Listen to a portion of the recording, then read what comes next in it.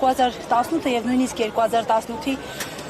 հայտնի իրադարձությունների օրերին, դրանից անմիջապես հետո կարճ ժամանակ անց իշխանությունները բավականին շատախոս էին Արցախյան պատերազմների, հաղթանակների մասին, շատախոս էին Արցախի, Հայաստանի Հանրապետության հաջողությունների մասին, բայց այսօր, հենց այսօր իշխանության տարբեր ներկայացուցիչներ սակավախոս էին, խուսափում են տարածաշրջանային հայտնի իրողություններից։ Լսեք, նախ ուզում եմ շնորհավորել մեր ժողովրդին եռատոնի արդիվ։ Իհարկե, այսօր Արցախը գերեվարված է, Արցախում այլևս հայկական ռազմական շքեր չկա, բայց առնվազն վերջին 3 տասնամյակում 3-րդ հանրապետության տարեգրության մեջ նշվելու է որպես եռատոն, որպես հայնական մեծ պատերազմում հաղթանակ, որին մասնակցել են հայ ժողովրդի կես միլիոնից ավելի ներկայացուցիչներ, նրանցից 114 արժանացել են Խորհրդային Միության հերոսի, 26 արժանացել են 3 աշխարհի ամբողջական փառքի իշխանանշանակիրներ են, 5 մարշալ են տվել, որոնցից մեկը ծովակալ, բազմաթիվ գեներալներ, ազգային դիվիզիաներից միայն հայկական էր, որ Թամանյանը 89-րդը, որ մասնակցեց Բեռլինի ազատագրման, Արցախի նվերսաֆարանի գլխավորությամբ, եւ բնականաբար Բեռլինի գրավողների ժառանգները, թողները 92 թվականի մայիսի 9-ին ազատագրեցին հայկական Շուշին։ Ինչ պետք է ասեն կապիտուլյանտները, Զառա ջան։ Ասում եմ, որ եռատոն չկա, օրինակ Արմեն Գրիգորյանը շրջություն։ Դե եթե Արմեն Գրիգորյանն ու իր աշեֆը եռատոնը մսխել են, Արցախը նվիրել են Ադրբեջանին, ինչ եք ուզում իրանցից։ Ես պարզապես զարմանում եմ, որ իրենք այսօրով անամոթության շքերթ են կազմակերպում եւ նույնիսկ գալիս են այստեղ, որովհետեւ ձեր նշած անձի եւ ԿՊԱ-ական ոչ խմբակը Նիկոլի գլխավորությամբ արեց այնպես, որ այսօր մենք եռատոնը նշում ենք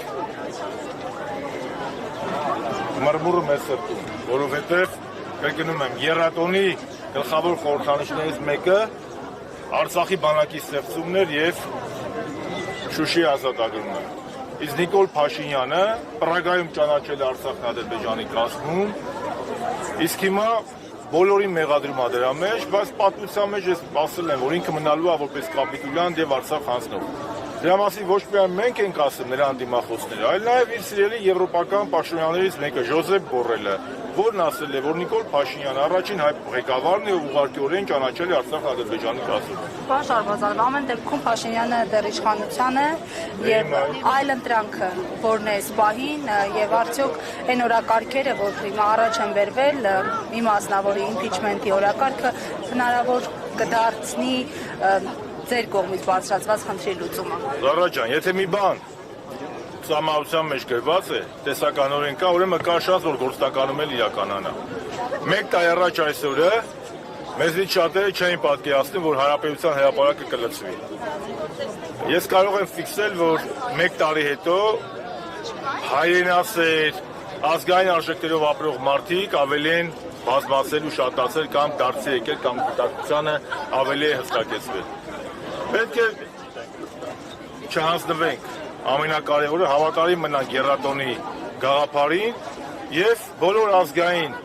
ուժերով, բոլոր մարկանցով համար, որ եռատոնի խորհուրդը թանկ է, ռեսուրսներ հավաքագրել, ճիշտ ծրագիր իրագործել եւ իրականացնել այն քայլերը, որից մեզից պահանջում է մեր հայրենիքի շահը։ Նիկոլ Փաշինյանն այսօր Մոսկվայում է, սա դուք ինչպես կմեկնաբանեք, որպես բազմաթիվ մեկնաբանություններ կան, որ սա ինչպես մեկնաբանեմ, ասեք մեկնաբանեմ։ Ձեր մեկնաբանությունը Դարձի շրջանասյուր։ Ոչ, Նիկոլ Փաշինյանը Մոսկվան արդյունքներին չի հավատում, սա մեկ, երկրորդը Նիկոլ Փաշինյանը այնքան որ վնաս հասցրել է հայ-ռուսական հարաբերությունների, մեկ էլ այդքան վնաս հասցրել է Արցախին ու Հայաստանին։ Ինչու է գնացել այնտեղ, որովհետև լավ չի կողմնորոշվում ուկրաինական ճգնաժամն ինչպես է ավարտվելու։ Հիմա հենց հասկանա, որ ուկրաինական ճգնաժամը ավարտվելու է Ռուսաստանի հաղթանակով, էլի մենք ականատեսը կլենք Վլադիմիր Վլադիմիրովիչ Սպասիբների շարքին։ Հենց Աստվածչյանի Ռուսաստանը անհաջողության մատնի, որի հեռանկարը գրեթե զրոյական է, այն ժամանակ էլի կխոսի հակառուսականությունից։ Բայց Նիկոլ Փաշինյանը ինքը դասական առումով թուրքամետ գործիչ է։ Ինքը սպասարկում է տարածաշրջանում Թուրքիայի շահերը եւ ինքը Հայաստանը դարձրել է նաեւ փաստացի, երբ որ Էրդողանի գիրքը վերցրել ձեր Սեխմեցի կրծքին, Հայաստանը դարձրել է թուրքական շահի սպասարկման վայր, պանթուրքիստների ֆուրերի համար ճանապարհ։ Նրա նպատակը եղել է ոչ թե արևմուտք գնալը, այլ նպատակը եղել է ռուսական ազդեցությունը այստեղ թույլատնել եւ դրա փոխարեն բերել թուրքական ազդեցություն։ Աժիրմիկն էր գնայք պարոն Շարմազանով, ասում են դիմադիրներին օտար երկրյա ագենտներ են, այնուհետև Գիտեք, Նիկոլ Փաշինյանը անպատասխանատու գործիչ է, նրա խոսքը ոչ մի արժեք չունի։ 2019 թվականի մարտի սկզբին Թեհրանում Նիկոլ Փաշինյանն ասել է, որ Հայաստանի քաղաքական դաշտը հեղված է օտարերկրյա գործակալներով։ 19 թվականի մարտի սկզբին։ Ես այն ժամանակ եզակիներից էի, առաջինն էի, կարծեմ միակն էի։ Երբ որ այդ ժամանակ պահանջեցի նրանից հրապարակել գոնե մեկ գործակալի անուն կամ հրահանգել ԱԱՑ-ին ձերբակալել եւ կալանավորել այդ գործակալներին։ Մինչեւ հիմա ձեզ մի հատ քաղաքական գործիչ 6 տարի անցել է։ Այլ երկրի գործակալ հայտի է, առերևույթ Թուրքիայի շահերը եւ գործակալական գործողությունների մեջ Թուրքիա եւ Ադրբեջանի շահերը սպասարկելու մեջ կարելի է մեղադրել Նիկոլ Փաշինյանին, որովհետև Նիկոլ Փաշինյանն ու նրա թիմը հրաժարվել են Հանրապետի խորհրդից, հրաժարվում են Եռատունից, Արցախը ասում են Ադրբեջանին, Ցեղասպանության միջազգային ճանաչման ժամանակ պահանջատիրությունից չեն խոսում։ Հայաստանը կասկածի տակ է դնում Հայաստանի անկախությունը, ինքնիշխանությունը, անկախության հռչակագիրը, հայտարարում են, որ Հայաստանը կադաստրի վկայական չունի։ Երեխեք ջան, Նիկոլ Փաշինյանից ու իր խմբակից ինչ եք սպասում։ Զարմանում եք, ասում եք X մարդ է եկավ ասեց, իմ համար սա եռատոն չէ։ Բայց մարդիկ եկել են օրը ցերեկով մեր հայնիկը հանձնել են Թուրքին։ Այսօր էլ զբաղված են Հայաստանի Հանրապետության ազգային նկարագրի ու անկախության հռչակագրի վերացումով։ Մարդը ուղիղ եթեր է մտել, հրապարակային ձեզ հասել է, որ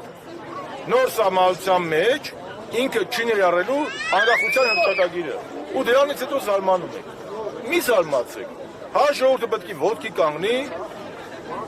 եւ որպես իշխանության աղբյուր միակ գործոն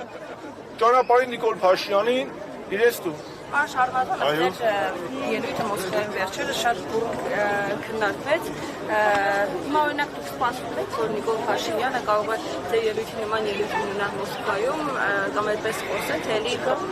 պարտավորական։ Դուք ինձ վիրավորում եք, երբ որ ինձ համեմատում եք իր հետ։